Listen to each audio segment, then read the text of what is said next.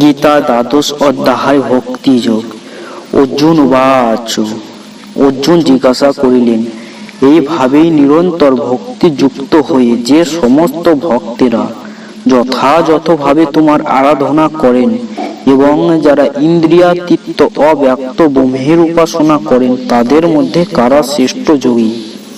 শ্রী ভগবান বললেন, যারা তাদের মনকে আমার অবিশেষ রূপে নিবিষ্ট করেন এবং অপ্রাকৃত শ্রদ্ধা সহকারে নিরন্তর আমার উপাসনা করেন, আমার মতে তারাই সর্বশ্রেষ্ঠ যোগী।